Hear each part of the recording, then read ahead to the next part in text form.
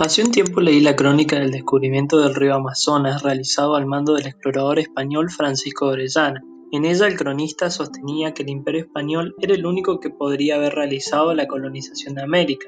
Y más allá de coincidir o no con aquel señor, esa afirmación no solo remarca el particular espíritu y pasión que caracterizó a aquellos hombres, sino también lo desafiante que era la realidad a la que se enfrentaban. Imaginémonos por un momento estar con la misión de levantar una ciudad en territorios totalmente inexplorados, sin mapas ni medios de medición fiables, sin comunicación posible con las bases desde la que se partía, enfrentados con habitantes nativos que no comprendían el idioma de los españoles y que muchas veces los atacaron hasta hacer imposible su asentamiento. Para entender verdaderamente el proceso de asentamiento de los españoles, hay que entender cómo era América antes de su llegada, quiénes y cómo vivían, quiénes eran los dueños de las tierras.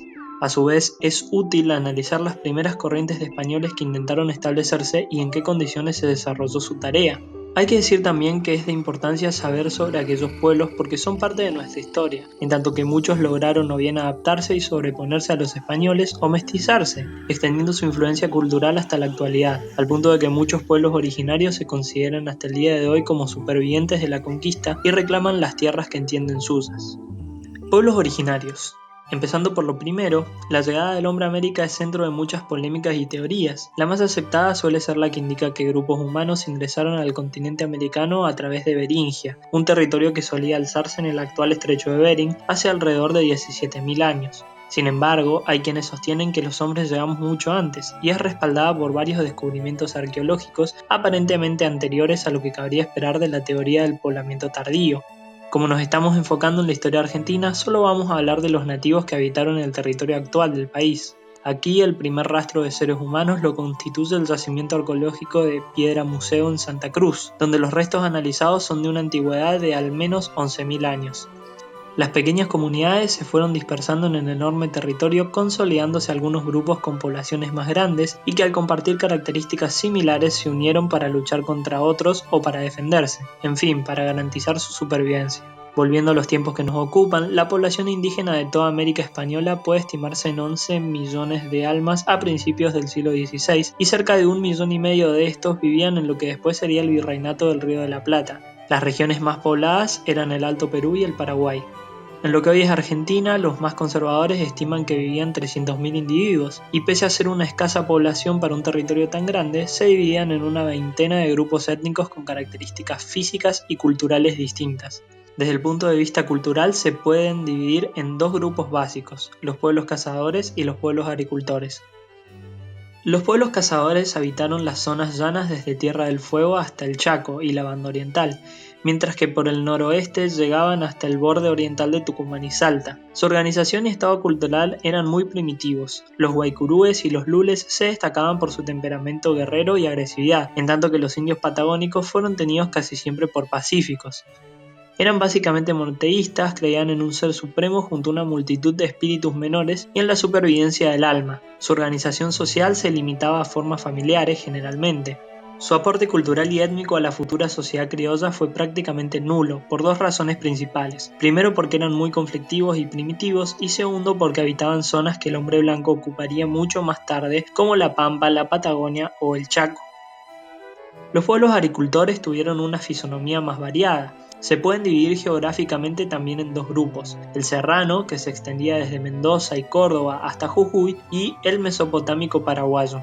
Poseían una técnica agrícola primitiva centrada en el cultivo del maíz. Los hubo pacíficos, como los huarpes y los carios, y altamente guerreros, como los calchaquíes y los humahuacas, que se destacaban por su organización con un jefe hereditario en cada aldea y por haber poseído la técnica de la cerámica y el tejido. El grupo serrano reconocía la influencia incaica en lo religioso, pues adoraban el sol y tenían cultos totémicos. Los pueblos guaraníes se conformaron por varios subgrupos. Uno de esos, los carios, que se destacaban por su mayor cultura y pacifismo, hicieron posible con su actitud el establecimiento de los españoles en el Paraguay. Una consideración aparte merece el pueblo araucano. Este tuvo su centro en Chile y se extendió por Neuquén y al sur de Mendoza. Eran guerreros, estaban organizados en clanes y aldeas y creían en un ser supremo. El chamán tenía una gran importancia en su vida colectiva. Poco a poco fueron extendiéndose hacia el oriente, desalojando y en parte absorbiendo absorbiendo a los indios pampas hasta llegar a ejercer hacia el siglo XIX una especie de hegemonía. Lograron poseer caballos y se transformaron en tenaces enemigos de los españoles y posteriormente de los estados independientes a ambos lados de la cordillera. Sabiendo esta distribución, veamos ahora cómo llevaron a cabo los españoles la ocupación del territorio. La ubicación de las ciudades españolas se vio ampliamente influida por la incursión de los portugueses en América. Para esclarecer la soberanía de ambos reinos sobre las nuevas tierras, se firmó en 1494 el Tratado de Tordesillas, que estableció el límite entre ambas zonas a 370 leguas al oeste de las islas de Cabo Verde. Sin embargo, las dificultades para medir los meridianos y el hecho de que no se aclaraba en el tratado si se debía medir la distancia en leguas españolas o portuguesas, o ni siquiera desde cuál isla se debía medir, dejaron muchas dudas, por lo que ambos estados se dispusieron a asegurar sus derechos por vía de la ocupación. Las corrientes pobladoras a las que se debe la existencia de las primeras ciudades argentinas fue prácticamente simultánea y partieron de tres centros: una corriente atlántica, otra peruana y por último una chilena. Corriente atlántica. Portugal comenzó a ocupar el Brasil y sus exploradores se desplazaban cada vez más hacia el sur. Así fue que el explorador Gaboto ingresó en el Río de la Plata, lo que provocó la alarma de los españoles, que decidieron ocupar la región. Para eso firmaron una capitulación con Don Pedro de Mendoza. Desde aquella primera expedición, el Río de la Plata desempeñaría en el Imperio Español una función de marca o frontera que tenía como misión la defensa del extremo sur del imperio. El conflicto de fronteras de aquellos reinos sería heredado por los estados sucesores, el Imperio de Brasil, Uruguay y Argentina. Don Pedro de Mendoza se comprometió a poblar las tierras exploradas por Gaboto, abrir un camino terrestre hasta el Pacífico y evangelizar a los indios. Contó con más de 1000 hombres y con una autorización para levantar 3 fortalezas, lo que marca el carácter militar y la urgencia que tenía el rey por ver materializada la empresa antes de que Portugal lograra avances similares. Mendoza llegó en 1536 y fundó el puerto de Buenos Aires el 2 de febrero de aquel año. Su misión se vería frustrada, puesto que los indígenas de la zona se mostraban hostiles, no eran cultivadores y la falta de una base de abastecimiento a distancia adecuada tornó insostenible la situación de Buenos Aires. Por sobre todo esto, Mendoza enfermó y designó gobernador a Juan de Ayolas, partiendo para España para morir en el viaje. Ayolas conoció las noticias de la Sierra de Plata y partió en su búsqueda hacia el norte. Llegó así a Paraguay y continuó su marcha, pero al poco tiempo murió en su expedición. Los hombres que estaban a su mando se juntaron con otros venidos de Buenos Aires y en agosto de 1537 fundaron el puerto de Asunción. Los españoles resolvieron concentrarse en ese solo lugar, dada la presencia de indios pacíficos y labradores, lo que provocó la consiguiente despoblación de Buenos Aires en el año 1541. Desde Asunción se expandieron hacia el este para frenar la expansión portuguesa y hacia el oeste para encontrar la Sierra del Plata y para encontrar una ruta que uniera estos territorios con el Perú. Luego se hizo evidente a los asunceños la necesidad de asegurar comunicaciones con Europa, estableciendo una población en las vecindades del Río de la Plata. Así nacieron las ciudades de Santa Fe y Buenos Aires, fundadas por Juan de Garay, y muchas ciudades del litoral argentino. Cuando en 1580 se fundó la ciudad de Buenos Aires, los gobernantes del Tucumán y del Río de la Plata vieron la posibilidad de tener una puerta hacia Europa, lo que les permitiría ser auxiliadas y comerciar directamente con España. Pero luego veremos qué obstáculos se opusieron a ello. Corriente peruana. La ocupación del Perú se había dado mucho antes que la del Plata, pero el avance de los españoles hacia el sur se había visto retrasado por la guerra civil entre las facciones de dos conquistadores, Pizarro y Almagro. Esta corriente dio origen a las ciudades del noroeste y del centro argentino y a la gobernación de Tucumán, por ejemplo Santiago del Estero, San Miguel de Tucumán y Córdoba. Corriente chilena. Como la jurisdicción chilena se extendía a la actual región de Cuyo, los españoles decidieron ocuparla por ser tierra fértil y donde habían encontrado indios pacíficos. En 1561 Pedro del Castillo fundó Mendoza y al siguiente Juan Jufré fundó San Juan de la Frontera. Tardíamente, en 1594, Luis Jufré fundaría San Luis de Loyola.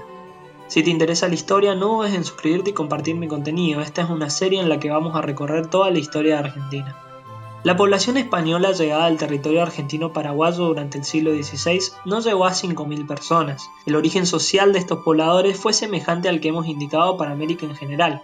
El grueso de ella fue de origen popular, lo que se acentuó en el Río de la Plata por tratarse de una de las regiones más pobres del Imperio Español. A finales del siglo, los descendientes criollos de los conquistadores constituían la mayoría de la población. Los conquistadores se unieron con las hijas de los jefes indios, que pasaron a ser así sus aliados y parientes. En esos primeros años rigió un sistema de concubinato casi poligámico, que facilitó la rápida propagación del mestizaje. En un principio no hubo diferencia alguna de trato entre blancos y mestizos, pero con el tiempo se hicieron más marcadas. En general, si los hijos mestizos que continuaban viviendo con su padre eran legitimados, recibían educación cristiana y eran considerados blancos. En cambio, aquellos que seguían a sus madres y se vinculaban más a la comunidad indígena, terminaban por asimilarse a esta. Un ejemplo de la importancia de la población mestiza es que de los 64 primeros pobladores de Buenos Aires, 53 eran criollos. Hay que decir que el mestizaje no fue igual en todas las regiones, sobre todo a causa de la belicosidad de los nativos, como el caso de Tucumán o el de Cuyo, donde fue menor aún, ya que los indios huarpes fueron en buena medida exportados a Chile para ser allí explotados. En aquellas primeras ciudades, las condiciones de vida fueron miserables, tanto es así que una gran parte de las ciudades fueron abandonadas. Contaron con una edificación pobre de caseríos en barro o adobe y techos de paja. Los pobladores tenían recursos muy escasos, al extremo de que se veían obligados en ciertas ocasiones a comer alimañas y raíces y vestirse con pieles de los animales que cazaban. La vida económica también era difícil, faltos de moneda propia en relación con pueblos que carecían de sistema monetario. Las primeras transacciones se realizaron por medio del trueque. Con el tiempo, esta situación condujo a la adopción de mercaderías como moneda, cuyo valor unitario fijaban los cabildos. Por ejemplo, en Santa Fe, ese papel era cumplido por la vara de lienzo y su valor era de 2 reales. Una fanega de trigo costaba 4 varas, un par de espuelas lo mismo, una ternera solo un cuarto de vara. Lentamente algunas poblaciones se establecieron y crecieron. La economía tucumana se asentaba, como en casi toda América, en la mano de obra indígena, utilizada a través del régimen de encomienda que ya hemos visto en el video anterior.